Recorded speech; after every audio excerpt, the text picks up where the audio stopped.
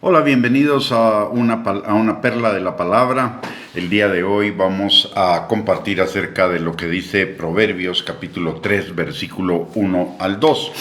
Dice la palabra: Hijo mío, no te olvides de mi ley, y tu corazón guarde mis mandamientos, porque largura de días y años de vida y de paz te aumentarán.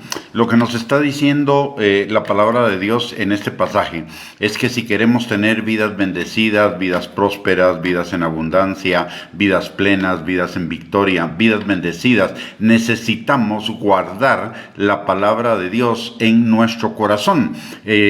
Guardar la palabra de Dios en nuestra mente está bien, pero guardarla en el corazón está muchísimo mejor, porque en el corazón se vuelve vida. En nuestra mente muchas veces solo es conocimiento, solo es información, pero cuando guardamos la palabra en nuestro corazón, es decir, la hemos practicado y practicado continuamente, entonces se convierte en vida para cada uno de nosotros, y esa vida se traduce en largura de días y en años, y obviamente en una vida buena, en una vida plena, en una vida abundante. La verdadera fe es la fe del corazón. La palabra en Romanos capítulo 10, versículo 10 nos dice que con el corazón se cree para justicia, con la boca se confiesa para salvación, de tal manera que no basta solo tener la palabra en nuestra mente, que es el primer lugar donde la palabra se establece en nosotros. Es necesario que se convierta en vida. ¿Por qué? Porque en Proverbios 4:23 la palabra de Dios nos dice que guardemos sobre toda cosa guardada nuestro corazón, porque de él mana la vida, y la palabra es vida. Para que la palabra se convierta en vida, necesitamos esforzarnos, ser responsables, perseverantes con la palabra de Dios. Mateo capítulo 11, versículo 12 nos dice que el reino de los cielos hasta el día de hoy sufre oposición, y solo los valientes y los esforzados lo arrebatan, lo viven. En Mateo capítulo 6, versículo 33, la palabra de Dios también nos dice que busquemos, y ese buscar es buscar con perseverancia, buscar con decisión, buscar con fuerza el reino de Dios y su justicia, para que todas las cosas nos sean dadas por añadidura. Y en segunda de Timoteo capítulo 2, versículos del 1 al 6, también la palabra de Dios nos dice: Tú pues, hijo mío, esfuérzate en la gracia que es en Cristo Jesús. Lo que has oído de mí ante muchos testigos, esto encarga a hombres fieles que sean idóneos para enseñar también a otros. Tú pues sufre penalidades como buen soldado de Jesucristo. Ninguno que milita se enreda en los negocios de la vida a fin de agradar a aquel que lo tomó por soldado. Y también el que lucha como atleta no es coronado, sino lucha legítimamente. El labrador, para participar de los frutos, debe trabajar primero. Si nos damos cuenta en este pasaje, lo primero que Pablo le está diciendo a Timoteo es: esfuérzate en la gracia de Dios. Vivir en la gracia de Dios no significa esperar que todo nos caiga del cielo y de brazos cruzados. Implica esforzarnos en vivir una vida con responsabilidad, una vida en libertad, pero con responsabilidad, conforme a lo que nos enseña la palabra de Dios. Y el esfuerzo que Pablo le está pidiendo a Timoteo es el esfuerzo del soldado, del labrador, del atleta. Tres cosas que implican disciplina, esfuerzo, perseverancia, paciencia, aunque implica también al final cosechar grandes frutos. Y ¿cómo traducir eso a que la palabra sea guardada en nuestro corazón? En primer lugar, la palabra de Dios nos enseña que la palabra sea nuestra delicia y que meditemos en ella de día y de noche. El Salmo 1, versículo 2. En segundo lugar, que la escudriñemos, Juan 5:39, y que lo hagamos con la ayuda del Espíritu Santo. Primera de Corintios, capítulo 2, versículos del 9 al 12. Que la atesoremos, que la guardemos en nuestro corazón, que la apreciemos, que la valoremos, que la consideremos como un tesoro. Mateo capítulo 6, versículo 21 y Proverbios 3, 14 al 18. Y que la pongamos por obra en todas las áreas, aspectos y circunstancias de nuestra vida. Eso es sabiduría, es conocimiento aplicado para el buen vivir. La sabiduría es aplicar la palabra de Dios. ¿Y cómo lograr todo esto? ¿Cómo lograr que sea nuestra delicia, que meditemos en ella de día y de noche, que la escudriñemos, que la atesoremos, que la pongamos por obra? En primer lugar, necesitamos leerla y escucharla. Recordemos que Romanos capítulo 10, versículo 17 nos recuerda que la fe viene por el oír continuamente la palabra de Dios. No solo una vez, no solo 2 veces, sino oírla continuamente. En el idioma hebreo hay un tiempo que se llama presente constante. Y en el español no existe ese tiempo, por eso solo se traduce que la fe viene por el oír y el oír la palabra de Dios, pero en realidad lo que en el original quiere decir es que la fe viene por el oír y el oír y el oír y el oír y el oír y el oír y el oír continuamente la palabra de Dios.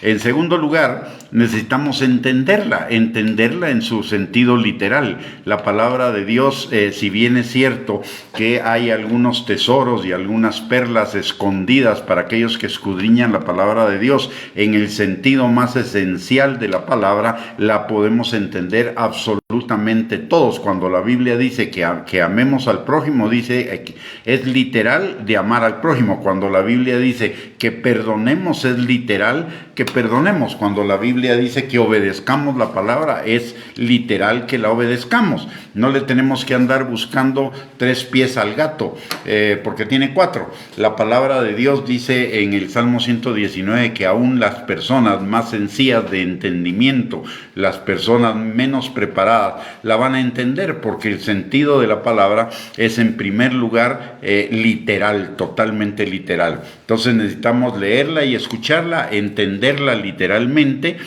luego meditarla y estudiarla. ¿Y qué significa meditar y estudiar? Significa aplicar, en primer lugar, cómo aplicar esa palabra en las diferentes áreas de nuestra vida. Por ejemplo, la palabra de Dios dice que perdonemos al prójimo. Entonces, meditar significa pensar en mi vida a qué personas no he perdonado, que necesito perdonar y hacerlo, tomar la decisión de perdonarlas, y si las tengo que perdonar 70 veces 7, pues las perdonaré 70 veces 7 hasta que la situación me deje de causar dolor.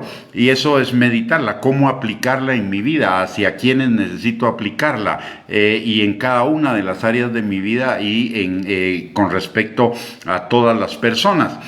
Luego, en Deuteronomio capítulo 6, versículos del 6 al 7, la palabra también nos habla de que la repitamos, la hablemos, la compartamos. Y también en Deuteronomio 6, 9, que la escribamos. Y en Santiago 1:25 nos da el final, el sello de cómo guardar la palabra en nuestro corazón, y es obedeciéndola, poniéndola por obra. La palabra, Santiago nos dice que no seamos oidores olvidadizos, porque el que oye la palabra y no la hace, se engaña a sí mismo. Así que necesitamos ser hacedores de la palabra y no solamente oidores de ella. Necesitamos, primero que nada, y todo comienza por ahí, necesitamos realmente valorar la palabra de Dios. La palabra de Dios no es solamente un libro, la palabra de Dios no es solamente algo que tenemos ahí para que cuando nos sintamos desanimados busquemos ánimo.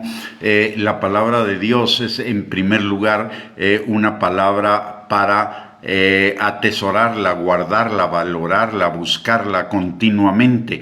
Dice la misma palabra nos dice que seamos llenos de ella y continuamente, que nos fortalezcamos en ella. Los cristianos somos gente y debemos ser gente de la palabra, y no solo que la palabra esté en un libro, sino que la palabra esté en nuestro ser interior, en nuestra mente y en nuestro corazón. ¿Para qué? Para que la pongamos por obra. La palabra es vida y la palabra se debe vivir.